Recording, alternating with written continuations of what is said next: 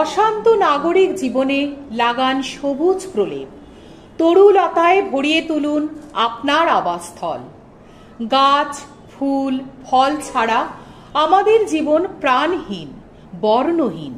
তাই আপনাদের জীবনে ছন্দ ফিরিয়ে আনার জন্য ইজিসি ফ্যাসিলিটি ম্যানেজমেন্ট ও ইজিসিএফএম হর্টিকালচার ট্রেনিং ইনস্টিটিউটের এই সবুজ উদ্যোগকে সফল করার জন্য আপনাদের জানাই সাদর আমন্ত্রণ।